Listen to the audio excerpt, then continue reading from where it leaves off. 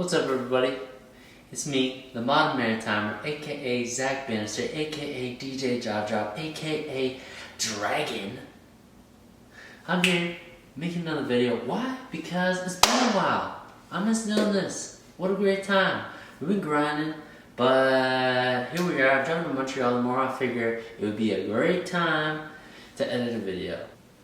So, if you don't know, this summer, by chance, we were partying on the weekend, and my buddy's girlfriend said she was running a half marathon.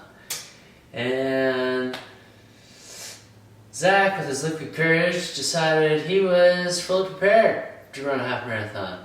And the next morning, with some reluctancy, I remembered what I had said. And I'm not one to back down from my word, so we went for it. That week, I hadn't done any running, anything over 5K, and probably ever, maybe? Not really sure. So that week I ran a 5K to do a little test run. So 21.1 or 21.2 kilometers is a half marathon.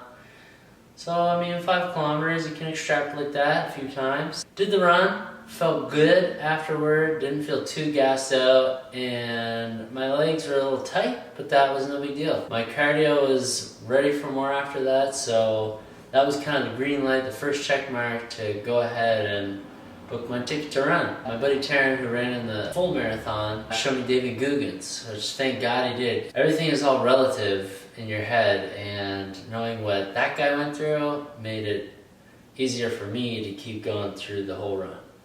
Now, one of my friends that I graduated high school with was actually diagnosed with breast cancer, so I put up a poll to see if people would donate if I ran this thing. A lot of people said yes, and thankfully we kind of killed two birds with one stone.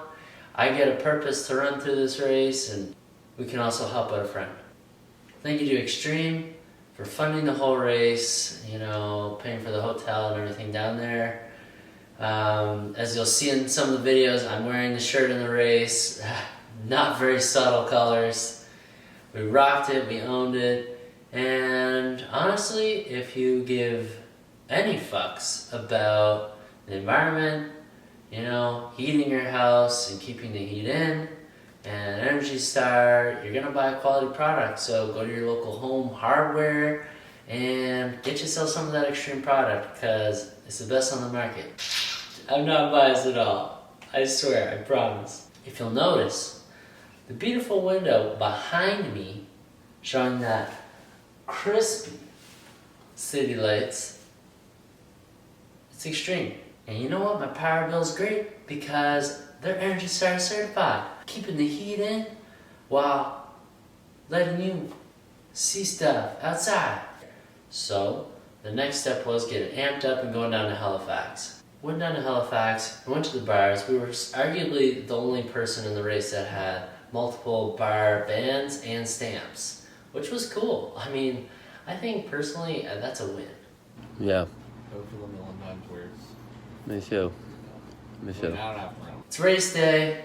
We got the pre-workout ready to go. Complex 5. Shout out. That stuff is better in the system. There's no stimulants. It's not like a crazy pre-workout, but it's just clean. Unfortunately, I wasn't ready to go. I don't know what I had, but there was 5 porta potties there, and we walked by them. I was like, I could use that, but we're about to start soon. And eventually I was like, yeah, well, we're gonna start soon, but I might also shit in my pants mid-run. So I had to go back. That changed my entire life. I went to that porta potty, I came out of there like Superman, ready to rock and roll. We had a beautiful startup. There was pace bunnies. I got behind the one that I figured would keep me at a good pace so I wouldn't gas out. And we started the race. All was good. Me and Taryn were chatting, having a great time. And then around 3 kilometers, my calves didn't quite recover since they weren't used to running, period. Oh yeah. Good idea. Taryn. T's and a half marathon. He's going full. He's gonna slay it. Around 3 kilometers. Calves are tight. See how it goes. It was all kosher up until Like the 15-kilometer mark was when things got extremely real. Fatigue had really set in. The hop in my step that I had in the first 3 quarters had entirely left. And we went into this park. Like, this park was honestly the death of me. It was gravel, and it just seemed like when I was pushing with my feet, I was just losing all my power out of my step. It was just like I was spinning my tires, and that really got in my head. And to kick it all off, we also had minimal wind in there, so I was just overheating. I run hot on a good day. I mean, I could just be thinking a little hard, and all of a sudden I'm just got a bead of sweat going down my forehead. If you've ever seen me at the gym, it's borderline concerning. Past kilometer 16. Legs are seizing up, walking up a fucked up hill and rock. Why did I do this? And then once I actually got out of the forest park, I ended up getting like these cramps, these solid cramps in my legs. And it started just kind of like a little tickle, and around like the 18-kilometer mark, 19-kilometer mark, the last 3 kilometers, I was literally running until my legs would fully seize up with cramps, to the point where I was like walking like a penguin, and then I would have to stop and keep that penguin walk going until my legs would loosen up again enough for me to start running. We kept doing that walk-run thing with the cramps for the last 3 kilometers. When I finally came around the corner to see the finish line, I got this burst of energy and started running, and swiftly did I realize the finish line was actually still too far away for me to have that real finish line jam session, and I had to start walking again. So then, once I got to a comfortable distance away, I stepped up the gear and I said screw the cramps and just ran as hard as I could to hit that finish line. There was such a huge support system. I don't think I could have did that without all the people there, all the volunteers, all the people watching, and I'm just happy I got to do it.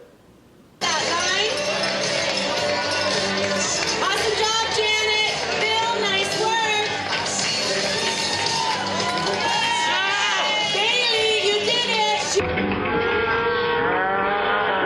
We finished the race in 2 hours and 38 minutes, which, I mean, for my first time, I'll take it.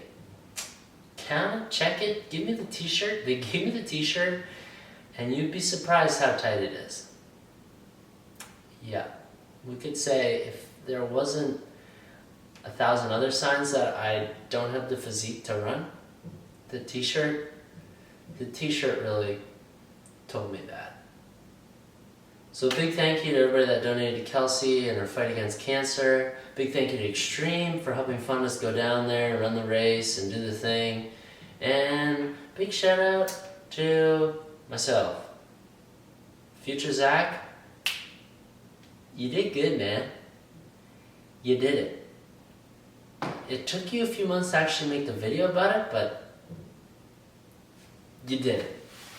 So I hope you guys enjoyed this.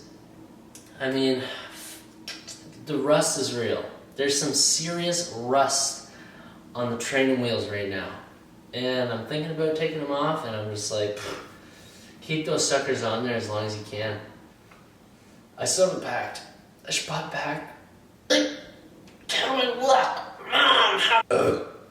don't know if anybody Googled one of the biggest struggles with marathon running, but all of it involves bathroom. And that is a scary thing. That running that far, and the biggest concern is using the washroom.